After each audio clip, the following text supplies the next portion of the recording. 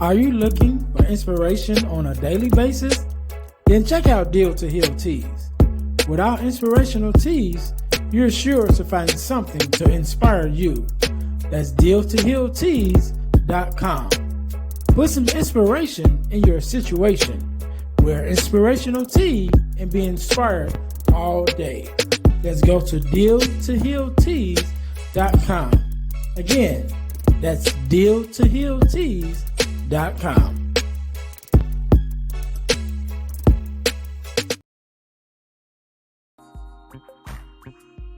guys, if you're enjoying this podcast, then I know you'll enjoy the Girl Dad Discussion podcast. I'm your host, Ernest James, and I believe the relationship between a daughter and her father is one of the most important relationships a young lady can have.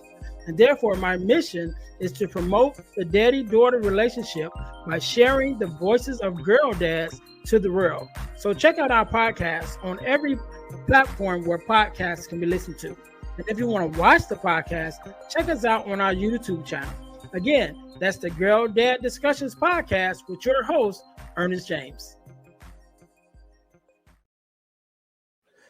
Hey guys, this is Ernest James, host of the Deal to Heal with E. James podcast. And I got a question to ask you. Could you buy me a cheeseburger? Better yet, could you buy me a value meal? Yes? Well, guess what? I don't need a value meal. However, for the cost of a value meal, you can support this podcast to keep us on the air. Just go to Patreon/Deal to Heal podcast and choose any one of the 3 tiers that's available. And if you just want to make a one-time donation, go to Cash App and make a donation to $EJames, the number 418. Make a one-time donation to the Cash App, or again, go to Patreon to support this podcast and keep us on the air. Thanks in advance. Be blessed.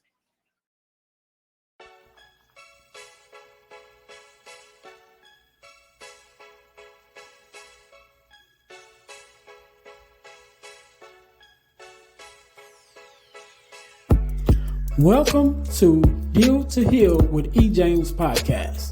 On this podcast, my guest and I will discuss topics and ways to help us to heal in every area of our lives. I believe that everyone can live a life that is happy, healthy, and whole. So I'm on a mission to help people to deal, heal, and fulfill. Deal with your problem, heal from the pain, and fulfill your purpose. Thanks for tuning in. Let's get to it.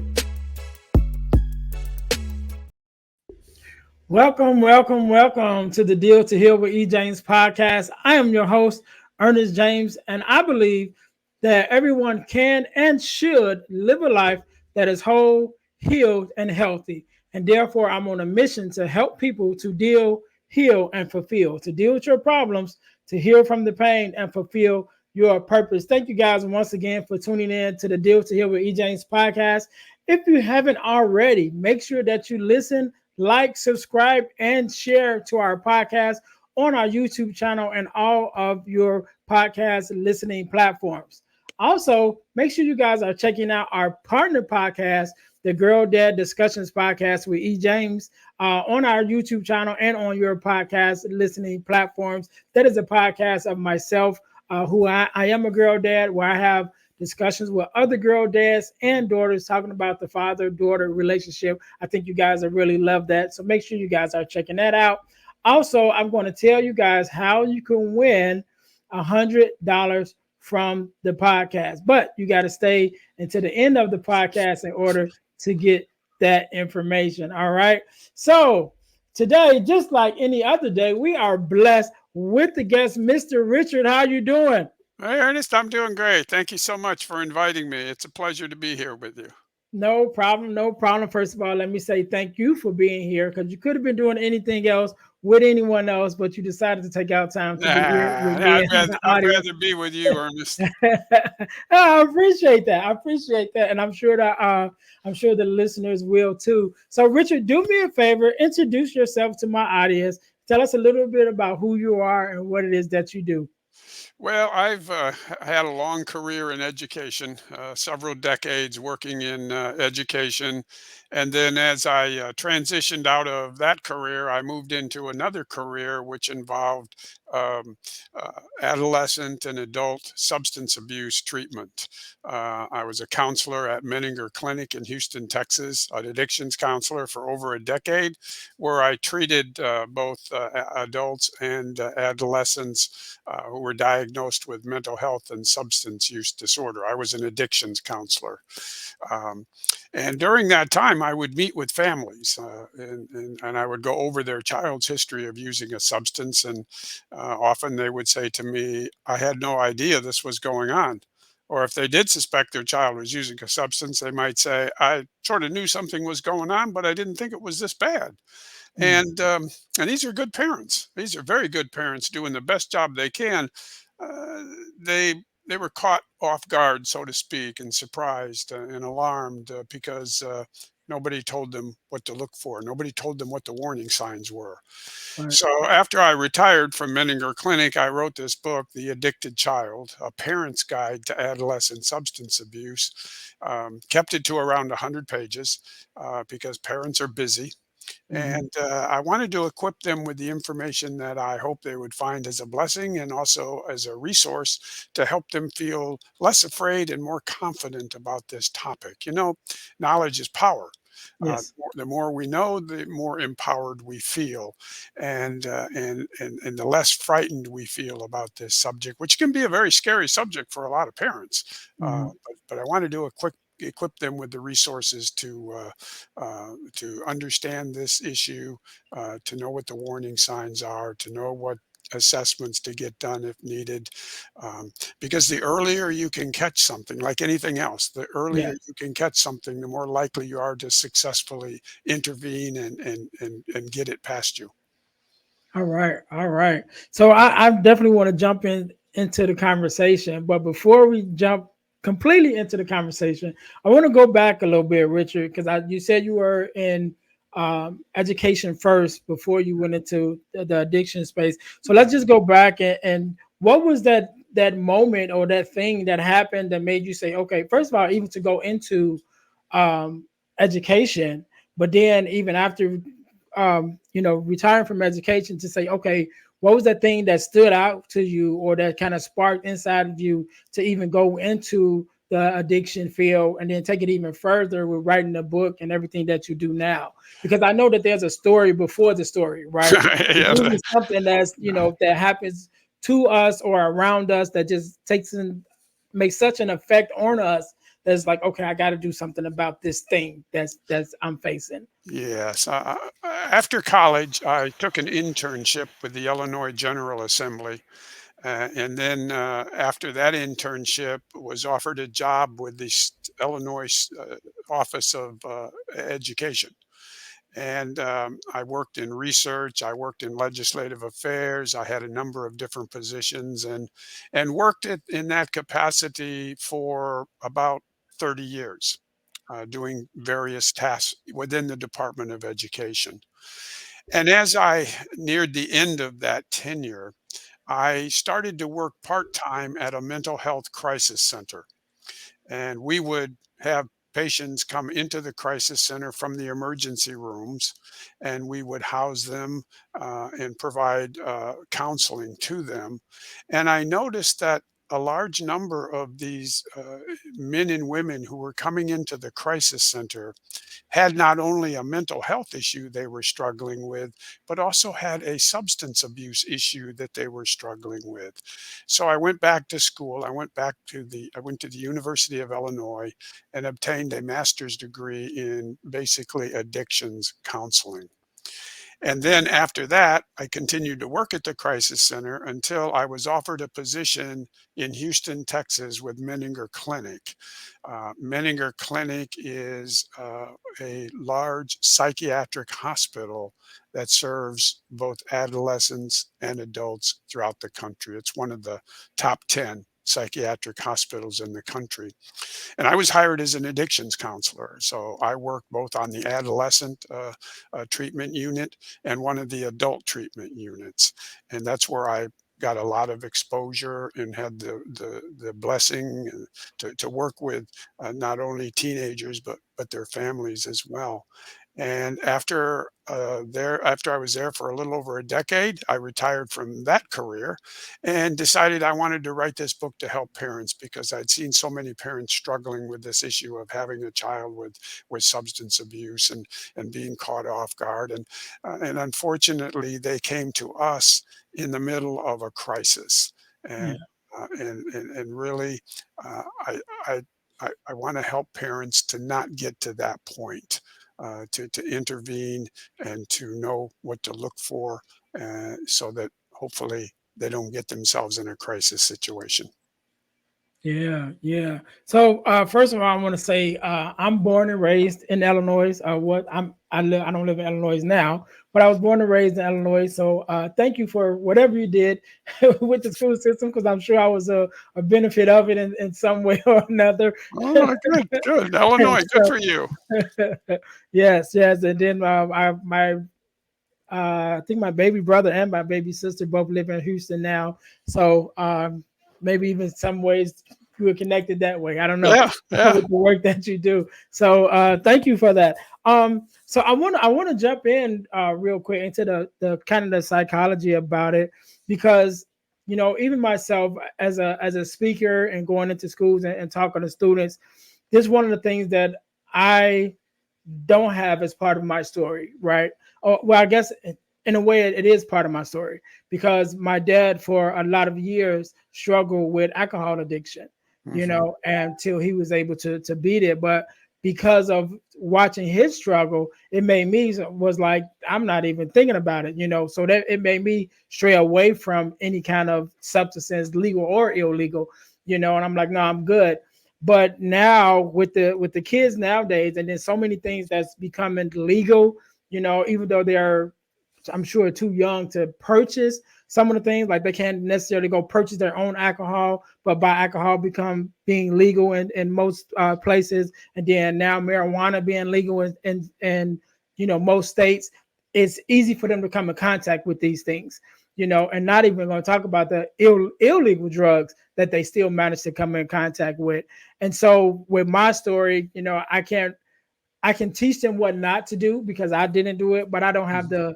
I don't have the same story as being someone who indulged in any kind of drug use and then overcame it. And so, but even with that being said, I still think that the youth are today, whoever, whether my story as a user or not as someone who has used, it really wouldn't matter. But to them, there's so much that's, like I said, available today, and so even with that, just thinking about that, how do you think that plays a part in even the kids taking part in it? Because like myself, watching my dad drink, it could have been two ways. I could have been like, hey, I'm going to drink too, or Yeah. maybe not. Mhm. But Yeah. how do you even think the availability of some of these drugs to kids are making it easier or harder for them to even choose to go down that route? Well, it's interesting that you bring that up because I think it is one of two issues that really helps explain the extent of the drug use that we see among the adolescent population today. The University of Michigan conducts an annual study, and they've been doing it for decades. And they look at kids in eighth grade and 10th grade and 12th grade. They survey them nationwide. And one of the questions they ask these kids is, how easy is it for you to get a drug? Mm, How easy is it for you to get alcohol or marijuana? And overwhelmingly, the response that we get is, it's not a big deal. It's easy. We can get it if we want it. Over 80% of these kids say, mm, yeah, I can get marijuana. I can get alcohol. No big deal. Uh, So these drugs are readily available to these kids on the street. The other thing we ask them, or the survey asks them, is, well, how dangerous do you think these drugs are? And overwhelmingly, the response that comes back is, we don't think they're dangerous at all. We don't mm, think marijuana is dangerous. We don't think alcohol is dangerous. So now you've got this environment where drugs are readily available and the kids know it and they don't think it's dangerous. And that's why you see the drug issue that we have out there and have had out there for a long, long period of time. Yeah. And what are some of the reasons why kids are even turning to drugs Yeah, for things, because I definitely know the pandemic probably played a big part into, now why some of them is turning to drugs, even because of being locked away, when they weren't able to come out, or even during that time having to come face to face with some issues that yeah, they being able to hide from by being busy, you know what I mean? And then especially being in the house. So now there's relationships with the parents where usually the parents was at work and you were at school, but now you're both at home. So now you're faced to kind of interact with each other and really find out what's going on with each other. So what are some of the issues that are causing kids to even look to drugs? And how do you think that the pandemic as a whole kind of played into that? yeah, sure. Every kid is different, and every kid has a different route to getting into alcohol or drug use. Some of them are getting into it because of peer pressure. The Mhm. kids are hanging around with, the friends are hanging around with. Some of it has to do, if it's not pressure, just hanging around with kids that might be drinking or using. And if their friends are smoking marijuana or drinking alcohol, then sure, they're likely to join in with them. Um, Another issue is that some kids, not all kids, but some kids are using a substance to medicate an undiagnosed and untreated mental health issue. Yeah. Sadly, it may be anxiety, it might be depression, it might be some type of trauma, it might be an emerging personality disorder, but it's a mental health issue that they're struggling with, and unfortunately, for so many of these kids, it goes undiagnosed and untreated. So they have found that the relief comes in some type of drug use. The example that I would share with you is that when I ask these kids, uh, help me understand why you're smoking so much marijuana, the number one answer that comes back or came back was, it helps me with my anxiety. So for some of these kids, they're using a drug, whether it's marijuana or alcohol or whatever, to medicate that undiagnosed and untreated mental health issue, sadly. Hmm. Now, Yeah. you mentioned the pandemic. What the research shows us is that during the pandemic year, adolescent substance abuse took a dramatic decline, because kids were sheltered at home. They were pulled away from their peers. They were pulled away from their activities, their social activities. Um, a- and that year, we saw a dramatic decline in adolescent substance abuse. Now, since the pandemic, we've got a couple more years of data, which shows us, well, what happened after the pandemic. And what we're seeing is that adolescent substance abuse has not returned to the pre pandemic levels, except for alcohol. Alcohol is getting back up there to where it was before the pandemic. But other drugs like marijuana and some of the others are still not to where they were before the pandemic. The one issue that I think is concerning is this issue of vaping.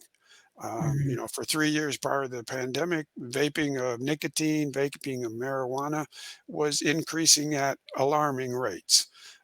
And it's still an issue out there.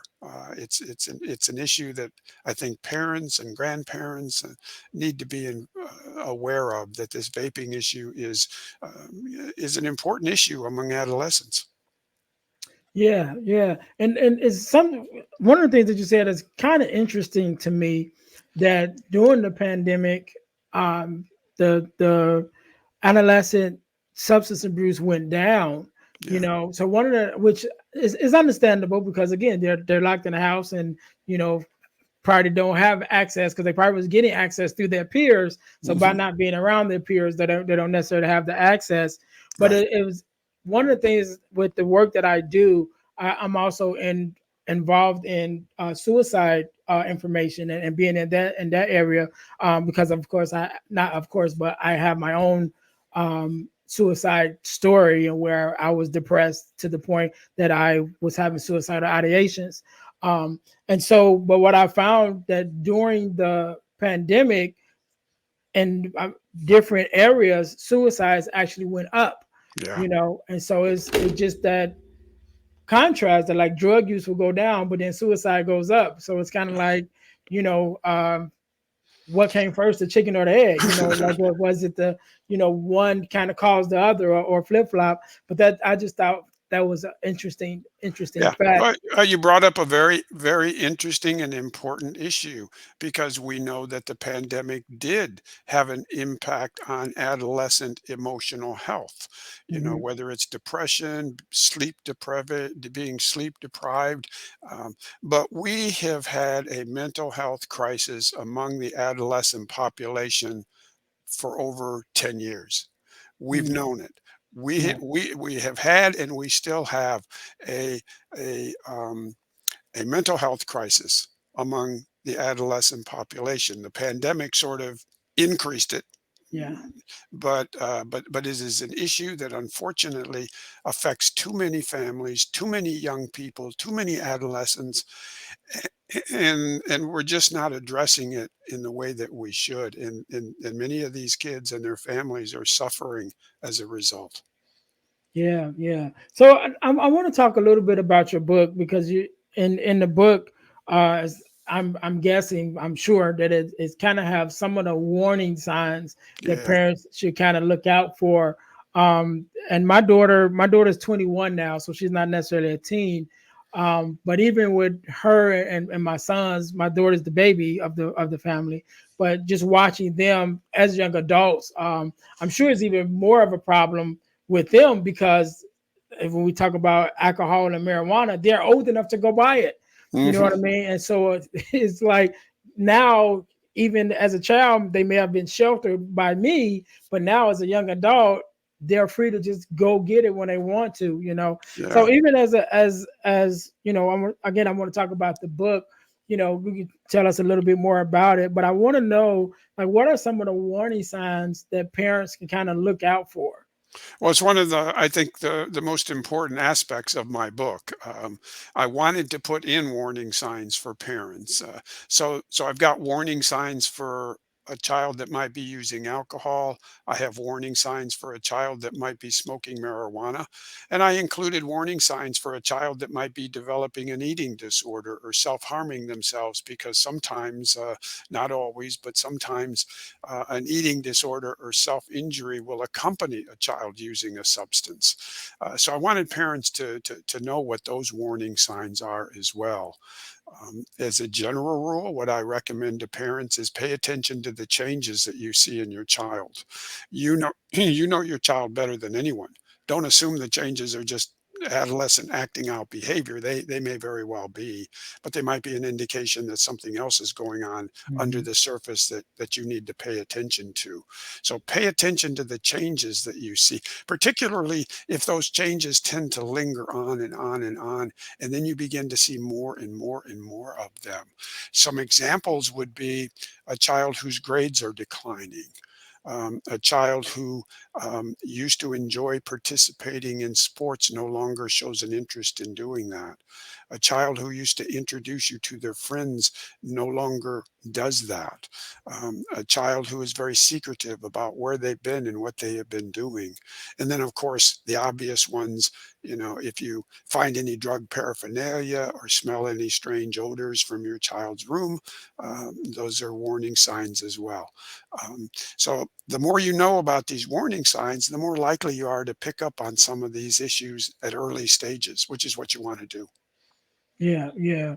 And so even with that being said, with you being in the serving in the area of you know, so many years and everything, what are some of the answers? So once a parent like pays attention and they see that, okay, my child is has been, you know, indulging in some kind of drug use or Yeah. substance use, what are some of the things that they can do to actually help? Like, where would they go?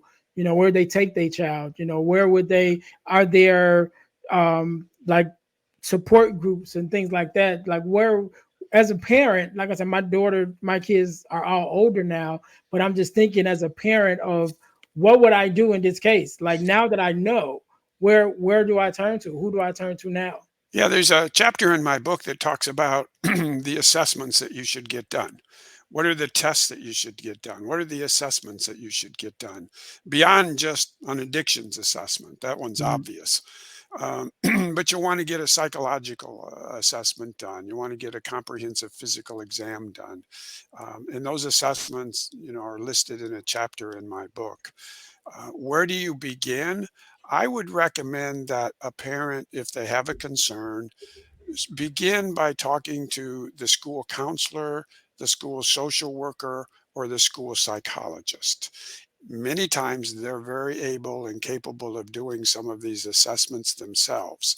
And if not, they have resources in the community that they can refer you to get these Mhm. tests and assessments done.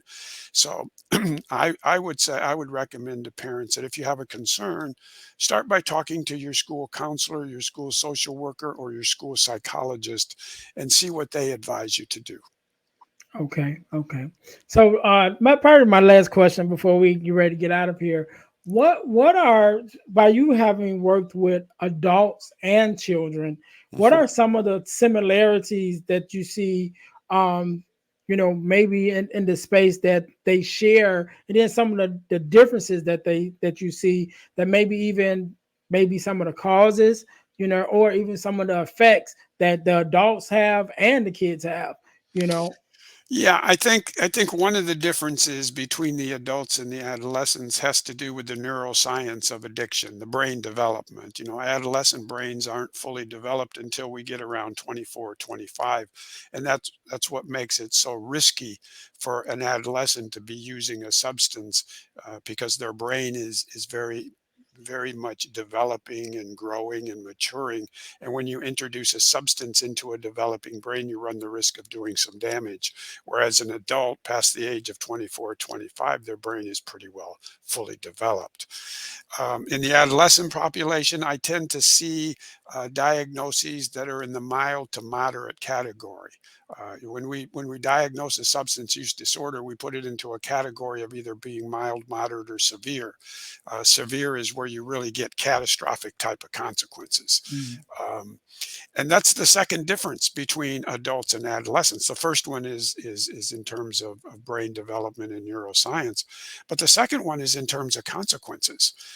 Adults who are struggling with a severe substance use disorder, and many times have faced catastrophic consequences. They might have lost a job. They might have lost a family, a marriage. They might have been incarcerated. These are catastrophic consequences as a result of their alcohol use or their drug use. Adolescents, on the other hand, they've not faced any catastrophic consequences. Their biggest consequence might be their parents yelling at them or maybe getting into some type of trouble at school, but not the catastrophic consequences that sadly, unfortunately, many adults face. So there are some differences between adult addiction and adolescent addiction. All right, all right. So, in your own words, what would be something that, and I usually ask for a word of advice or whatever, before we get out. But even before we get to that part, just from your experience, what would be something that you would just tell parents just to kind of keep an eye on in this climate now, today, because I think it's so different. Again, I mentioned earlier about the access to, new drugs now, and then even like now, we're hearing so much about fentanyl and things that's being Yeah. laced, and kids not knowing. So, do you have any input even on that, or just kind of things to watch out for, um that maybe that may be playing a part, or something we could physically look at now to kind of be like, okay, let me monitor that. Yeah, I think as a parent, you don't want to become paranoid about this issue, but you don't want to hide your head away from it either. Hmm. So many parents think, well, this isn't going to happen to us. So you don't want to become paranoid about it. You want to become knowledgeable about it because knowledge is power. You want to understand and learn, at least some of the basics about addiction, adolescent addiction. You want to feel prepared to deal with it if you need to deal with it, and confident that you can. You hope it doesn't happen happen to you, but you want to feel confident that if it does, you can deal with it. And Mhm. that's why, I wrote my book, The Addicted Child: A Parent's Guide to Adolescent Substance Abuse. I wanted it to be a resource and a blessing to parents, and hopefully help them feel less paranoid and more confident about this topic. Yeah, yeah, and I appreciate that too, because I know that my listeners will definitely be able to take advantage of that. So before we get out of here, Richard, I want you to have the last word. I want you to leave us with a word of advice or inspiration or however you feel, to some of the parents, or even to the adolescents who may be paying attention. And then I also want you to let us know where we can get your book and where your social media handles where we can follow you. So I want you to have that last word. So while you're thinking about that, to my listeners, I want to say thank you guys for tuning in to the Deal to Heal with E. James podcast. Make sure you guys are following us on our websites. We have the dealhealfulfill.org website, again, because as a speaker and as a mission, my mission is to help us to deal, heal, and fulfill, to deal with our problems, to heal from the pain, and to fulfill our purpose. And so if you go to dealhealfulfill.org, you'll find out more information about the things that I have going on and the things that we're doing as a organization. So also our deal to heal tees.com, make sure you are checking that out, which is our inspirational t-shirt line. Put some inspiration in your situation, wear inspirational tee, and be inspired all day. So make sure you guys go to Deal to Heal Tees in order to get your inspirational tees. And last but not least, check us out at ebooks by ejames.com. I've written several ebooks that you guys can check out. I have Forgiving Self, no, Forgiving Me, the 4 Steps to Self Forgiveness. That's available. Also, the 4 Core, which is the 4 core values that every daughter should get from her father, is available, as well as some other ebooks. So again, go to ebooks by ejames.com in order to check that out. Also, I've been blessed to be a part of an organization called the Forgiveness Mission. And one of the things that we do, we have free virtual workshops every quarter of the year, which means whenever you're listening to this, either a workshop just ended or there's one coming up. So you can go to forgivenessmission.com in order to check that out, or go to Eventbrite and register for the forgiveness workshop, where we talk about forgiveness, what it is, what it's not, who it's for, forgiveness of self. We talk about forgiving others. We talk about forgiveness of the world. So it's just everything, conversation around forgiveness, which I believe is a conversation that we all should have and definitely employ in our lives. So make sure you guys go to forgivenessmission.com, or just go to Eventbrite and look up forgiveness workshop in order to register. Also, I told you guys I was going to tell you how you can win $100 from the podcast. So you can win $100 from the podcast by joining our super subscriber contest. And what you must do is first subscribe to our YouTube channel, to our Facebook page, and to our podcast on Spotify. And after you've done those 3 things, you text the word WIN, WIN, to the number 866-326-7030. Again, that's 866-326-0730 to qualify to win $100. It's an ongoing contest and it's random, which means once you're in, you can always win. You don't have to re-up. You can just win whenever we pull your name. So make sure when you text the word WIN, WIN, to the number 866-326-0730, you leave your contact information. We got people that's texting the word WIN, but they don't leave no information, so we don't know who you are. So we can't call you to let you know that you're our next winner. So make sure that you leave your name, your email address, and even your phone number, so we can contact you if you are our $100 subscriber winner. All right. So again, Richard, let me say thank you once again for being on. Thank you for sharing your knowledge and your wisdom with us. I want you to have the last word, so the floor is yours. Thank you, Ernest. This issue of healing that you bring up is so important.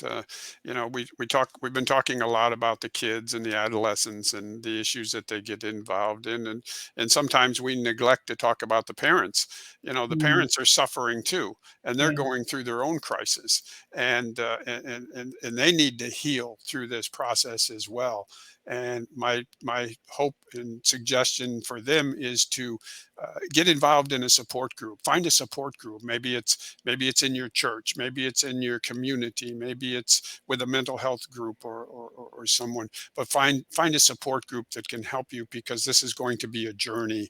But unfortunately, so much of the attention gets focused on the child, the adolescent who's going through their crisis, that we forget the parent is going through their crisis too, and Yeah. they need help as well. So I'm glad you brought that up, and the whole issue of healing. The book is available on Amazon. It's called The Addicted Child: A Parent's Guide to Adolescent Substance Abuse. It's available as a Kindle and as a paperback.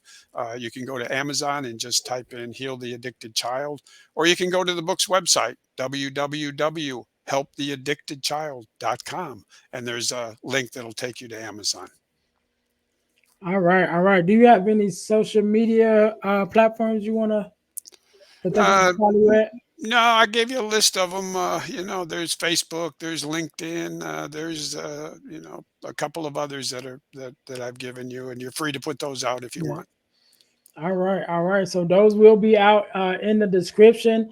We can't end it no better than that. Again, to my listeners, thank you guys for tuning in to the Deal to Heal with E. James podcast, where our mission is to help people to deal, heal, and fulfill, to deal with your problems, to heal from the pain, and to fulfill your purpose. Until next time, you guys be blessed. Hey guys, I know you're enjoying the podcast. However, don't forget to join our text line at 866-326-0730. That's 866-326-0730 in order to receive text messages with new events and things that is going on and new episodes as they release. All right, see you in a minute. Thanks for listening to the Deal to Heal with E. James podcast. Remember to listen, like, subscribe, and share. This episode has been brought to you by Deal to Heal Teas. Put some inspiration in your situation. Wear an inspirational tea and be inspired all day. Let's go to dealtohealteas.myshopify.com. Remember, our mission is to help you to deal, heal, and fulfill. Deal with your problem, heal from the pain, and fulfill your purpose. Thanks for listening.